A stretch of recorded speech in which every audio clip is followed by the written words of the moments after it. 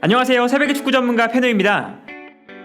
오늘은 첼시로 이적한 루카쿠가 첼시에서 어떤 활약을 보여줄 수 있을지, 그리고 첼시가 루카쿠를 활용해서 어떤 전술을 사용하게 될지 살펴보려고 합니다. 첼시가 루카쿠의 영입을 간절하게 원했던 이유는 지난 시즌 첼시의 가장 큰 문제점이 최전방 공격수 자리였기 때문입니다. 지난 시즌 첼시는 최전방 공격수 자리에 베르너, 지루, 에이브라임이 있었는데요. 세 선수 모두 투엘 감독의 기대에 미치지 못하는 활약을 보여줬습니다. 베르너와 에이브라임은 전방에서 버텨주는 포스트 플레이가 부족하다는 것, 그리고 지루는 기동력이 부족하다는 것이 아쉬웠는데요. 먼저 지루의 경우에는 포스트 플레이가 뛰어난 선수지만 투엘 감독의 축구가 기동력을 중요하게 생각하기 때문에 지난 시즌 첼시의 축구에 맞지 않는 모습을 보여줬습니다. 투엘 감독 체제에서 최전방 공격수는 전방에서 끊임없이 움직이면서 강한 전방 압박을 시도해야 하고, 상황에 따라서는 투엘 감독이 수비라인을 내린 상태에서 역습을 위주로 경기를 풀어갈 때도 있어서 역습 상황에서 전방으로 빠르게 침투해 들어갈 수 있는 능력도 필요했습니다. 그러나 지루는 기동력이 뛰어난 선수는 아닌 만큼 전방 압박이나 빠른 역습에 좋은 모습을 보여주지 못하면서 지난 시즌 경기에 자주 나오지 못했는데요. 한편 에이브라임은 포스트 플레이가 안되고 활동 반경이 너무 좁다는 것이 문제였습니다. 에이브라임은 기동력이 좋은 만큼 전방에서 강한 압박을 보여주거나 수비에 적극적으로 가담해주기도 하고 역습 상황에서 전방으로 빠르게 뛰어나갈 수도 있었는데요. 그러나 공격 상황에서 상대 수비수와 몸싸움을 펼칠 때 힘에서 밀리면서 버텨내지 못하는 모습을 보여줬고, 또한 주변에 있는 선수들과 연계 플레이에도 부족한 모습을 보여줬습니다. 베르너와 에이브라임의 기록을 비교해보면 에이브라임이 연계 플레이에 부족했다는 것을 확인할 수 있습니다. 터치 횟수를 보면 베르너는 경기당 약 35회, 에이브라임은 약 17회로 2배가량 차이가 났고, 패스 성공 횟수도 베르너는 경기당 약 17회인 반면에 에이브라임은 약 7회로 큰 차이가 발생했습니다. 그리고 터치 횟수와 패스 횟수가 적다는 것은 그만큼 에이브라임이 팀의 빌드업 과정에 관여하는 부분이 적다는 것을 의미하는데요. 또한 에이브라임은 활동 반경이 좁아서 공격 상황에서 페널티 에어리어 안에만 머무르는 모습을 보여줬습니다. 그러나 투엘 감독은 공격수들이 활발하게 움직이면서 공간을 만들어주는 플레이를 원했고, 활동 반경이 좁은 에이브라임은 자연스럽게 선발에서 밀려나고 말았는데요. 지난 시즌 베르너와 에이브라임의 활동 반경을 비교해봐도 베르너는 경기장 전체를 활발하게 돌아다닌 반면에 에이브라임은 페널티 에어리어 안에서 주로 플레이한 것을 확인할 수 있습니다. 이처럼 공격 상황에서 활동 반경이 좁다는 것이 에이브라임의 단점이었는데요. 반면에 베르너는 에이브라임과 지루의 단점을 보완할 수 있는 강점을 가지고 있습니다. 베르너는 기본적으로 공수양면으로 많은 활동량을 가져가는 것이 장점인데요. 전방 압박은 물론이고 적극적으로 내려와서 수비에 가담해줄 뿐만 아니라 역습 상황에서는 빠르게 달려나갈 수 있는 스피드를 가지고 있습니다. 그리고 공격 상황에서는 90분 내내 폭넓은 활동 반경과 많은 활동량을 가져가면서 상대 수비의 공간을 만들어내는 플레이를 유럽 전체에서도 가장 잘하는 선수 중 하나였고, 실제로 지난 시즌 베르너의 활발한 움직임은 첼시가 공격을 전개하는 데 큰 도움을 줬습니다. 특히 첼시는 베르너가 움직이면서 수비수를 끌고 움직일 때 발생하는 공간으로 하베르츠나 마운트가 침투해 들어가는 패턴을 자주 보여줬는데요. 예를 들면 이처럼 베르너가 측면으로 빠져들어갈 때 상대 수비수가 베르너를 따라 나오는데, 이때 발생하는 공간으로 하베르츠가 침투해 들어가는 것을 볼 수 있습니다.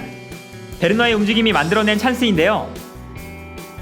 그리고 이렇게 베르너의 공간 침투는 첼시에게 굉장히 많은 찬스를 만들어줬습니다. 기록을 봐도 베르너는 프리미어리그를 기준으로 지난 시즌 첼시에서 결정적인 찬스를 만든 횟수가 팀 내에서 2번째로 많은 선수였고, 키패스 횟수도 3번째로 많은 선수였는데요. 하지만 베르너의 단점은 전방에서 버텨주는 플레이가 부족하다는 것이었습니다. 지난 시즌 첼시는 베르너를 원톱으로 배치할 때가 많았는데, 여기서 베르너가 상대 수비수를 등지고 볼을 받아주는 플레이에 부족한 모습을 보여줬는데요. 또한 기본적으로 베르너는 전방에서 수비수와 몸싸움을 펼치기보다 공간으로 침투해 들어가는 플레이에 익숙한 선수라서 베르너가 측면으로 빠지는 플레이를 가져가면 첼시는 중앙의 공격수가 사라진다는 단점이 있었습니다.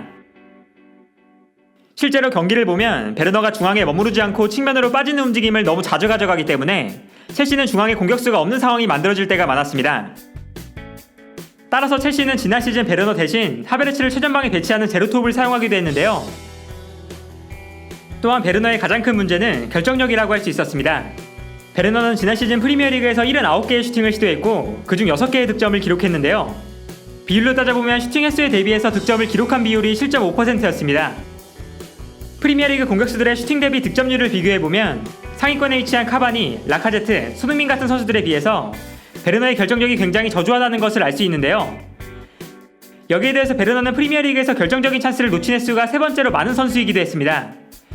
그리고 이처럼 베르너가 결정력이 부족한 모습을 보여준다는 것이 첼시가 최전방 공격수에 대한 고민이 많은 이유 중 하나였는데요. 결과적으로 베르너, 에이브라임, 지루까지 지난 시즌 첼시의 공격진이 아쉬운 모습을 보여줬던 것이 첼시가 이번 시즌 루카쿠의 영입을 강력하게 원했던 이유라고 할 수 있었습니다. 지난 시즌 루카쿠는 좋은 활약을 바탕으로 세리에A MVP로 선정되었는데요. 루카쿠는 지난 시즌 인터밀란이 참가한 대회에서 44경기에 출전했고 30골과 10개의 도움을 기록했습니다.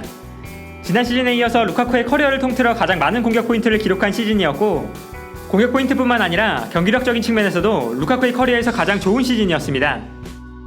그리고 루카쿠는 베르너, 지루, 에이브라임의 부족한 부분을 채워줄 수 있는 영입인데요. 먼저 첼시에게 가장 필요한 루카쿠의 능력은 포스트 플레이라고 할 수 있습니다.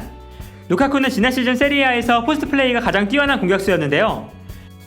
루카쿠가 프리미어리그에 있을 때는 좋은 체격 조건에 비해서 몸싸움에 능숙하지 않았고 그 결과 전방에서 수비수를 등지고 볼을 받아주는 플레이가 부족했지만 인터밀란으로 이적한 이후에는 포스트 플레이가 굉장히 좋아졌습니다. 특히 콘테 감독이 루카쿠에게 포스트 플레이를 위한 특별 훈련을 지시할 정도로 콘테가 루카쿠의 포스트 플레이를 성장시키기 위해 노력했는데요. 지난 시즌에는 루카쿠의 포스트 플레이가 눈에 띄게 좋아지면서 인터밀란이 공격을 전개할 때 루카쿠에게 한 번의 패스를 보내주고 루카쿠가 수비수와의 몸싸움을 버텨내면서 뛰어들어가는 하킴이나 라우타로에게 볼을 전달해주는 것이 인터밀란의 주요한 공격 패턴이었습니다.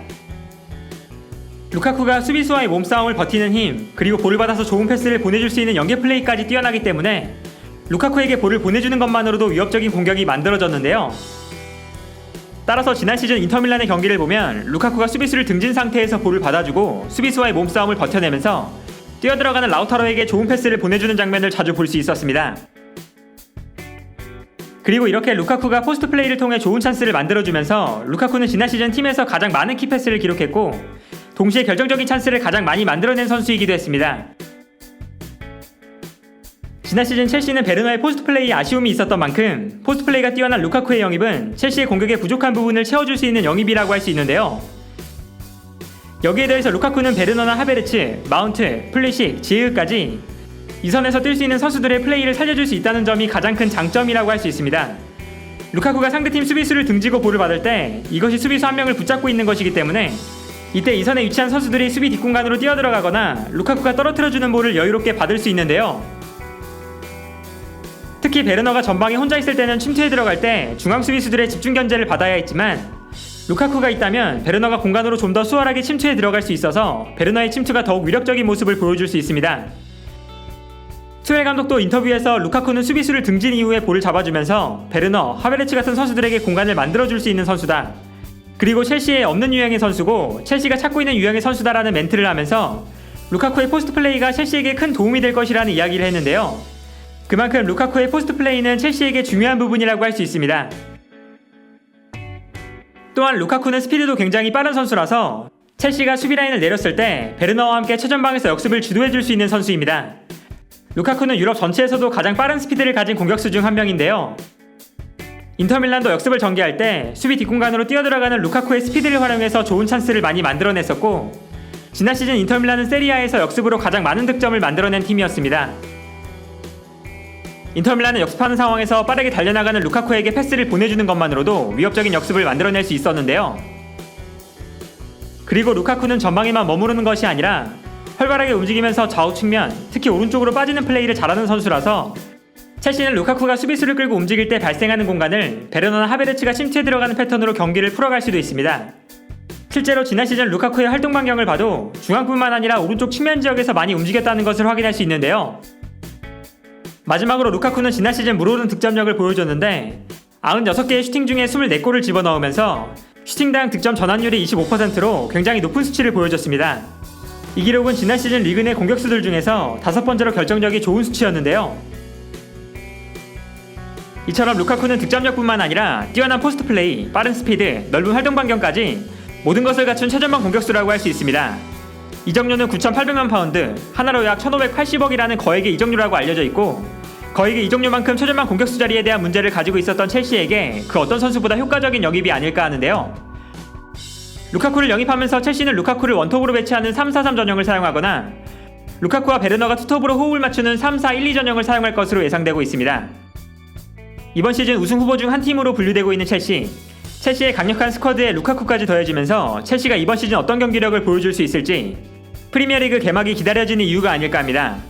오늘 영상은 여기까지고요. 시청해주셔서 감사합니다.